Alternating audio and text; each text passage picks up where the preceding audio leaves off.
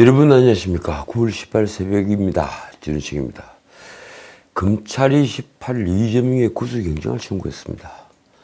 서울중앙지검 반부패 수사일부가 백인동 개발 비리와 상방울 대북 송금 사건 그리고 위정교사 등을 묶어 영장을 쳤습니다. 검찰은 특정 경제범죄 가중처벌법상 배임과 뇌물 그리고 위정교사 및 외국환 거래법 위반 혐의를 적용했습니다. 우선 이재명은 성남시장으로 있을 때 이 백인동 개발 사업에서 정진상 정책실장과 공모를 해서 성남도시개발공사에 200억 원 상당의 손해를 간 혐의를 받습니다. 검찰은 이재명이 한때 자신의 선대본부장이었던 브로커 김인섭의 청탁을 받고 민간업자 단독으로 이 백인동 개발 사업을 진행하게 했다고 판단합니다. 이 과정에서 이재명은 토지 용도를 4단계나 상향시키고 그리고 기부 체납 대상을 변경했으며 임대아파트 비율을 축소하는 등 각종 특혜를 민간업자에게 주었습니다. 이 때문에 성남도시개발공사는 사업에 참여했을 경우에 얻었을 최소 200억 원의 이익을 받지 못했습니다. 대신 민간업자 정바울은 1,356억 원 상당의 이익을 얻었습니다. 이재명은 또 2018년 12월 자신의 공직선거법 사건 재판에서 증인에게 위증을 교사한 혐의를 받습니다. 이재명은 2002년 KBS 추직 60분 최모 PD가 분당 이 백공파크뷰 특혜 의혹을 취재했을 때 김병량 당시 성남시장에게 전화를 해서 검사를 사칭하면서 입장을 물었을 때 그때 바로 옆에 있으면서 함께 검사 사칭의 공범으로 벌금형을 확정받았습니다. 그런데 세월이 지나 2018년 경기지사 선거 토론회에서 이에 대해 검사 사칭을 도왔다는 누명을 썼다고 말을 했습니다. 그 말이 허위사실 유포가 되어서 2018년 공직선거법 위반으로 다시 기소되었습니다. 검찰은 2018년 12월 공직선거법 재판을 앞둔 이재명이 김병량 전 시장의 수행비서 출신 A에게 전화를 걸어 2002년 당시 성남시와 KBS 사이에 최 PD에 대한 고소를 취하를 하고 그리고 이재명을 주범으로 몰기로 하자는 협의가 있지 않았느냐 이렇게 묻고 A씨가 나는 그런 사실은 모른다고 하자 내 주장대로 증언을 해달라고 요구를 했습니다. 이 사실이 위증교사가 된 겁니다. 한편 이재명은 상방울 그룹의 불법 대북 송금을 요구한 혐의를 받습니다. 검찰은 이재명이 이화영 부지사와 공모를 해서 이 상방울 측이 2019년 1월부터 2020년 1월 사이 총 800만 달러를 북한에 지급하게 했다고 보고 있습니다. 우리 돈으로 100억 원 정도입니다. 그 중에 500만 달러는 경기도가 북한에 약속을 했던 스마트팜 사업 지원비, 그리고 300만 달러는 이재명의 방북 비용입니다. 검찰은 이재명에 대한 구속영장을 청구하면서 그 이유를 이렇게 밝혔습니다. 일반적으로 피의자에게 적용되는 구속 기준에 따라 범죄의 중대성과 증거인멸 등 구속 사유를 충분히 고려해 구속영장을 청구했다.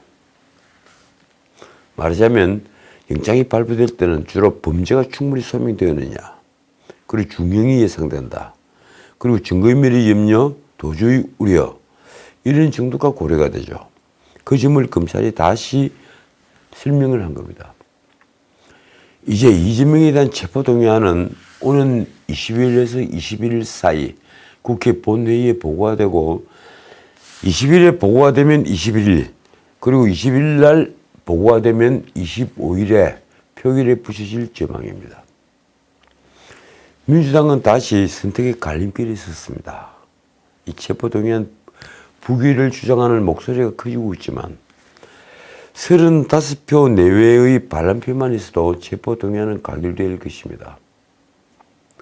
벌써 몇 달 전이죠. 31명이 우리는 불체포 특권을 포기한다 이렇게 선언을 한 사실이 있습니다. 그래서 지금 만만치 않습니다. 어쨌든 이재명의 단식전보다 이 체포동의안 부결 가능성은 한결 높아졌습니다. 그만큼 동정표가 몰린 겁니다. 민주당 내에서는 이재명들어 물러나라던 비명계의 목소리가 잦아들었습니다. 대신에 단식 중인 이재명에게 힘을 실어줘야 한다는 부결론이 지금 고개를 들고 있습니다. 여기에는 야당 대표의 단식을 외면하는 정부와 여당에 대한 섭섭함 혹은 반감 같은 감정도 작용합니다. 와서 사람은 잡아주지 않는다. 이런 반감이 작용을 하는 것 같습니다. 당 지도부와 친명계는 체포동의안 부결을 공개적으로 주장합니다. 박찬대 최고위원이죠. 박찬대가 페이스북에 쓴 글이 이렇습니다. 부당하고 명분 없는 체포동의안을 부결시키고 윤석열 정권의 폭증에 맞서 일치 단결해 싸워야 한다. 글쎄요, 그런 뻔한 말보다는 차라리 친명계 좌장 정성호의 글이 오히려 좀 솔직해 보였습니다. 이렇습니다. 대표 중심으로 더 강하게 뭉쳐야 살 길이 보일 것이다. 그러나 비명계를 중심으로 이재명의 단식과 체포동의안 표결은 별개라는 주장이 들립니다. 단식까지 하는데 체포영장을 보냈으니까 부결해야 된다는 주장은 단식을 또 다른 방탄으로 만드는 프레임이라는 말도 나왔습니다. 이재명이 먼저 불체포 특권을 내려놓겠다고 선언한 만큼 이재명이 먼저 가결시켜 달라고 해야 한다는 주장도 있습니다. 어쨌든 제가 보는 사안의 본질은 이렇습니다. 이재명이 살면 민주당은 죽고 민주당이 살면 이재명이 죽는다. 참 묘한 구조가 됐습니다. 체포동의안이 부결되면 검찰이 선택할 수 있는 것은 불구속 기소뿐입니다. 이 경우 이재명은 극적으로 살아납니다. 다음 대선까지 사법 리스크는 반감됩니다. 그는 공직선거법 위반, 그리고 대장동과 성남FC 불법 후원금, 또 위례신도시가 이 재판에 같이 묶여있죠. 세 번째 재판은 백인동과 상방울 대북 송금, 그리고 위증교사 사건. 그래서 일주일에 두세 번씩 재판을 받아야 되겠지만 공직선거법을 제외하고는 다음 대선이 시작되는 2년 뒤까지 1심 선고가 나올 가능성은 솔직히 제가 봐서는 거의 없습니다. 다시 큰 꿈을 꿀 수 있는 기회가 올지도 모를 일인 것입니다. 왜 그러냐? 우선 정인신문만 하기에도 그때까지 다 마치지 못할 가능성이 높기 때문입니다. 그런데 이렇게 되면 어떻게 될까요? 민주당은 죽습니다. 정확히는 죽을 가능성이 아주 큽니다. 민주당 다수를 점하는 수도권 의원들은 무당층과 2030이 떠나는 사태를 맞을 가능성이 큽니다. 우리 사회에서 어느 세대보다 이 공정에 민감한 젊은 유권자들 2030들은 도덕유를 잃은 민주당을 외면할 것입니다. 민주당은 수도권에서 패배한다면 호남을 기반으로 하는 지역정당으로 추락합니다. 그런데 이재명이 죽으면 어떻게 될까요? 민주당 비명계든 누구든 이재명이 부패를 눈 감지 않는다면 민주당은 우선은 대혼란에 빠지게 됩니다. 그렇게 되면 아마도 비대위가 만들어질 공산이 큽니다. 그러나 민주당은 극적으로 살아날 것입니다. 그럴 가능성이 아주 큽니다. 우선 민주당은 도덕성을 회복함으로써 공천혁명까지 이룰 수 있습니다. 이 경우 수도권에서 국민의힘이 지금처럼 비실비실거리면서 혁신을 보지 못한다면 민주당에 다시 패배할 수 있습니다. 어제 발표된 리얼미터 여론조사입니다. 최근에 이와 비슷한 여론조사는 굉장히 많이 있습니다. 리얼미터 이번 조사는 11일부터 15일까지의 여론입니다. 윤석열 대통령의 국정 긍정평가는 35.5%, 부정평가는 61.8%. 긍정평가는 30%대인데 부정평가는 그 2배 가까이 되는 60%를 넘었습니다. 긍정평가는 전주보다 1.2%포인트가 내렸고 부정평가는 전주보다 1.9%포인트가 올랐습니다. 어떻게 된 일일까요? 이재명의 사법 리스크가 번연히 존재하고 거기에다가 김만배 신학님의 가짜뉴스 파동, 그 파동이 강타를 했는데 어떻게 된 판국일까요? 문제는 정당 지지율입니다. 국민의힘은 35.3%. 반면에 이재명의 단식으로 지지층 결집세를 보인 민주당은 46%로 4개월여 만에 가장 높았습니다. 두 정당의 지지율이 10% 넘게 난다는 게 충격적입니다. 개각 명단이 감동을 주지 못했다. 이럴 수도 있습니다. 또 경제가 여전히 어렵고 일자리가 없다거나 아니면 아까 제가 말씀드린 대로 김만배 신학님의 가짜뉴스 파문을 넘어서는 그 무엇이 보이지 않는 그 무엇이 있는 것입니다. 한편 단식 19일차인 이재명은 어제 건강 악화로 병원에 이송이 됐습니다. 솔직히 제가 보기엔 이재명은 영장 청구가 확실했던 어제 18일 병원행을 택했습니다. 민주당은 병원에 가는 날, 하필이면 이날 영장을 청구했다 이렇게 공격을 했죠. 그런데 사실은 정반대입니다. 18일 날 영장이 청구된다는 것은 이미 언론계에도 바닥에 알려진 마치 예정된 일처럼 되어 있었던 사안입니다.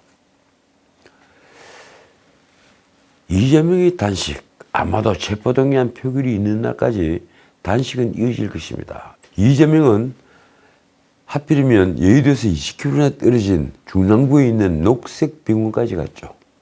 그 가는 길에 대인병원이 굉장히 많이 있는데 말입니다. 아니 무슨 여의도 성모병원이 있지 않습니까? 왜 그곳까지 갔을까요? 이재명과 그 녹색병원의 원장이 굉장히 가깝기 때문입니다. 어쨌든 검찰은 일용 이재명의 병원 이송 당일 영장을 청구하면서 이렇게 말했습니다. 형사사법이 정치적인 문제로 변질되어서는 안 되고 피의자에게 구속영장 청구에 다른 것은 일절 감안하지 않았다. 자, 그러면 그동안의 경과를 잠깐만 살펴볼까요? 이재명이 단식을 시작하고 검찰은 그런 이재명을 소환 조사한 뒤에 지금 대한민국은 완전히 둘로 쪼개졌습니다. 역사적으로 이런 상황이 있었습니까? 솔직히 말하자면 이건 문재인 정권 때 편가르기가 지금껏 영향을 미치기 때문입니다. 대법원장 김명수는 철저히 문재인 편에 선 대법원장이었습니다. 정치적으로 한 편에 섰던 사람입니다.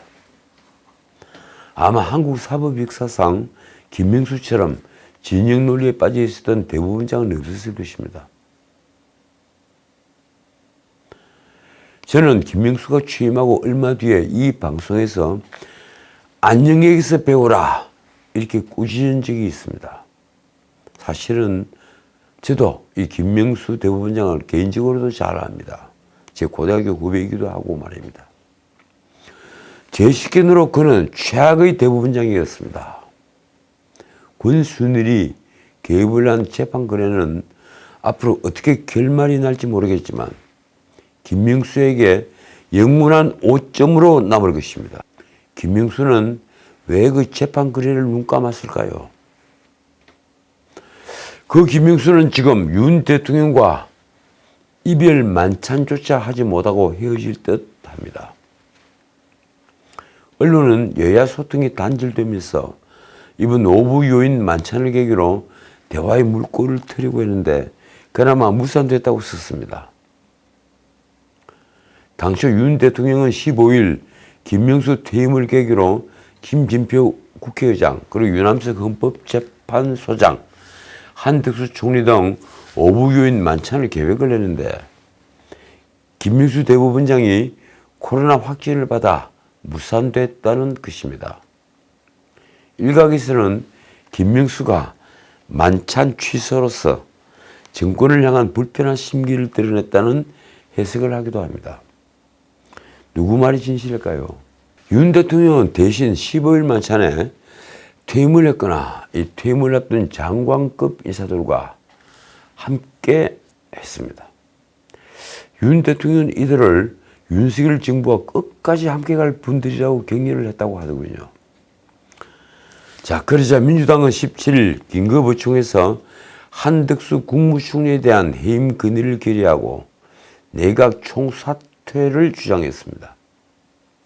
대통령실은 이렇게 표현했습니다. 막장 투쟁에 국민만 손해를 본다. 특별히 언급할 필요가 있는지 모르겠다.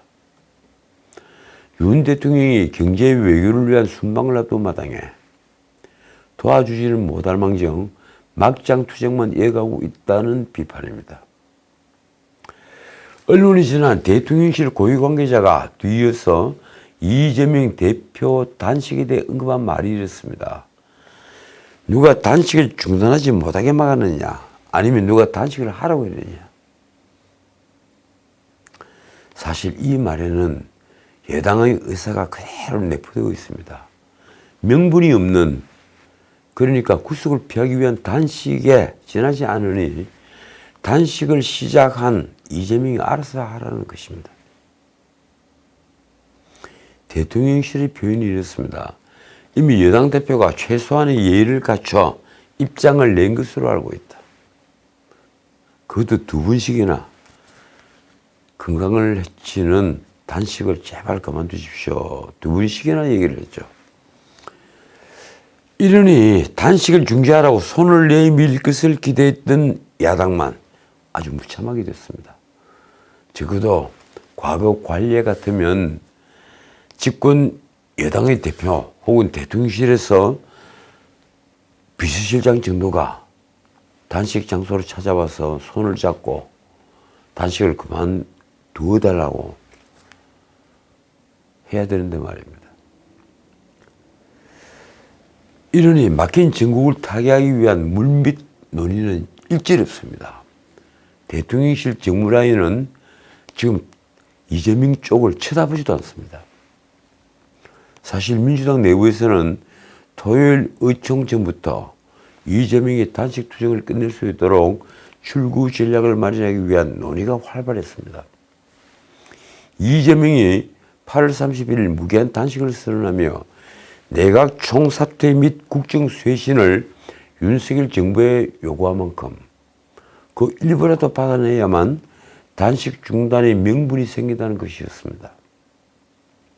의총에서는 단식 중단을 권해야 한다는데 이설이 없었지만 그 명분으로 내각 총사퇴를 계속 요구한다는 것 자체가 솔직히 어처구니 없는 일이었습니다. 그래서 결국 정치적으로 해볼 만한 주장으로 총리의 거취를 거론한 것입니다. 총리 해임 건의안은 그렇게 해서 나왔습니다. 친민계는 노골적으로 다시 탄핵을 거론합니다. 내각 총책임자가 총리니까 물러나야 하지 않겠나. 일단 해임 건의를 해보고 안 되면 탄핵을 진행해야 할 것이다. 그런데 탄핵 사유가 무엇일까요? 이쯤 되면 민주당은 헌법 규정을 모두 정치적으로 이용하는 것만 같습니다. 대통령실이나 정부 여당 어느 한 사람도 당대표의 단식장에 와서 걱정하는 것을 본 적이 없다. 우리 역사에 이런 정권이 단 한 차례도 없었다. 이 말 누가 말일까요? 박광원 민주당 원내대표가 부끄러운 줄 모르고 한 말입니다. 이재명 대표가 저렇게 단식을 하고 있는데 왜 아무도 와서 손을 잡아주지 않느냐. 참 할 수 없는 말을 한 겁니다. 이재명을 구해주지 않는 권력 쪽을 향해 삿대질을 한 것입니다. 박광훈은 토요일인 17일 오전 국회에서 열린 비상의원총회에서 이렇게 말했습니다. 이제 당대표의 건강이 극도로 악화돼 한계 상황에 와 있는 것으로 판단된다. 걱정되고 참담한 심정이다. 걱정되고 참담한 심정이라고요. 솔직히 그 단식을 이재명은 왜 시작했는가요? 제가 지난 방송에서도 말씀드렸지만 명분이 없어 출구도 없는 단식을 말입니다. 게다가 그 단식은 출퇴근 단식이라는 조롱을 들을 정도로 이미 그 단식으로 이재명의 신뢰를 완전히 잃었습니다. 그는 단식 13일째 검찰청을 놀랍게도 멀쩡한 모습으로 걸어 들어갔습니다. 기자들과 문답까지 하면서 말입니다. 끝까지 국민을 상대로 쉽게 들통이 날 사기극을 벌인 것입니다. 그는 자신이 구속되는 사태를 면하고 상황을 반전시키기 위해서는 뭔가 극적인 모멘텀이 필요했을 뿐입니다. 그래서 단식이라는 극단적인 방법을 찾아냈습니다. 그러나 명분이 없었습니다. 출구도 찾지 못하고 야당 대표도 찾아오지 않았습니다. 그래서 더욱더 그는 이재명 표 단식이 얼마나 처절한 싸움인지를 만천하에 과시하려 들 것입니다. 명분이 없는 단식인 만큼 단식은 더 처절할 것이다. 이게 제 생각입니다. 박광훈은 우리 의원들과 많은 시민들, 당원 동지들은 걱정을 하고 또 종교계, 사회 원로들도 현장에 와서 당대표의 건강을 걱정하며 단식 중단을 권유하고 지지하고 격려의 말씀을 주신다면서 이재명의 각오를 전하고 있습니다. 어르신도 이미 이불을 공고한 소견을 여러 차례 밝힌 상황인데도 당대표는 단식을 멈추지 않고 있고 지금 또 멈출 수 없다는 의지를 강하게 갖고 있다. 그러면서 이재명에게 단식 중단의 명분을 만들어주기 위해서인지 이런 말까지 했습니다. 더 이상 단식을 해서는 안 되고 민주당의 윤석열 정권 폭주와 폭정에다 강하게 맞서 싸워야 한다는 것은 우리 모두 같은 마음이라 생각한다.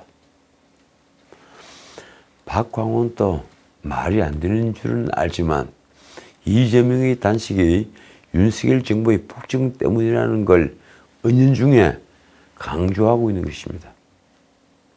과연 지금까지 폭주를 한 쪽은 어디였습니까?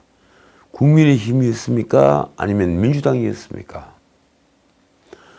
무엇보다 이재명은 야당 대표이기도 하지만 정치와 하등 상관이 없는 배임 뇌물 등의 혐의를 받는 파렴치 잡범 범죄자입니다. 그런 이재명이 느닷없이 단식이라는 걸 시작했던 것입니다. 무능폭력 정권을 향해 국민항쟁을 시작하겠다 이러면서 말입니다. 지난 8월 31일입니다. 그 뒤에 덧붙인 말은 더 기가 막혔습니다. 민주주의 파괴에 맞서 국민과 함께 민주주의를 지켜내겠다. 아니 생각해 보십시오. 쪼개기 국회부터 위장 탈당까지 온갖 편법으로 민주주의를 파괴하면서 문재인과 이재명 두 사람을 살리자고 검수완박법을 만든 뒤에 문재인 퇴임 직전 국무회의 시간까지 변경해가면서 그걸 법이라고 통과시킨 자들은 도대체 누구입니까? 어찌 그 입으로 민주주의를 지켜내겠다는 말을 비장하게 할 수 있는 것입니까? 이재명은 무기한 단식 시작을 알리며 윤석열 정권을 향해 민생 파괴, 민주주의 훼손에 대해 국민에게 사죄를 해라. 일본 오염수 방류에 반대 입장 천명과 그리고 국제해양재판소에 제소를 하라. 세 번째, 전면적 국정 쇄신 개각을 단행하라. 이렇게 요구를 했습니다. 야당이 머리가 나쁘다고 할까요? 스스로 명분 없는 싸움을 걸었으니 단식을 중단할 명분이 없게 된 것이고, 그렇게 되면 어떻게 됩니까? 결국 무기한 단식이 되고 말았습니다. 솔직히 목숨을 걸고 단식을 한다고 하는데 이런 경우야말로 목숨을 걸 수밖에 없게 된 것입니다. 그래서 이재명이 단식을 풀기 위해서는 정부와 여당이 적극적으로 만류하는 상황이 필요해졌습니다. 그것도 간절하게 말입니다. 하지만 이는 기대하기 어려운 상황입니다. 국민의힘 대표 김기현은 예의상 페이스북에 이렇게 썼습니다.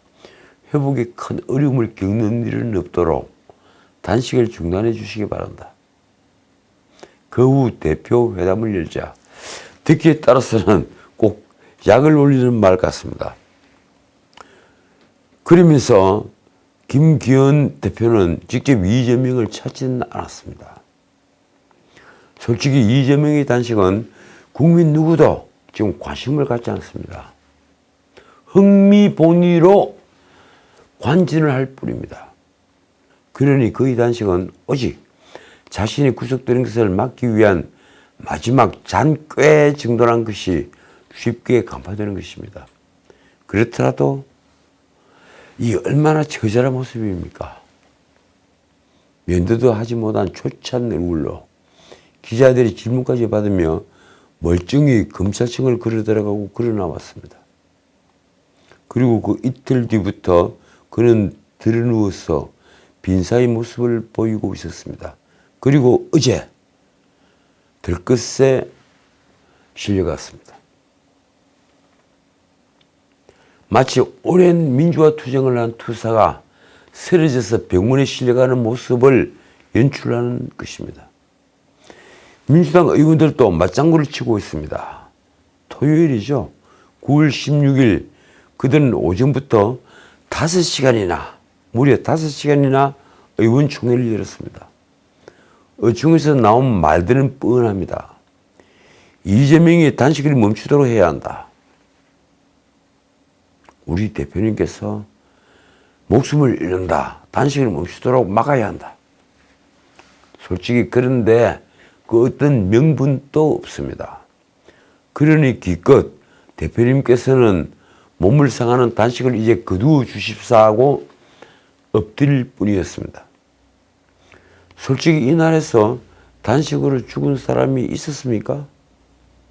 100일 단식이라는 불가사의한 기록을 작성한 중지울조차 목숨은 괜찮았습니다. 정말 이재명의 단식을 저는 이해할 수 없습니다.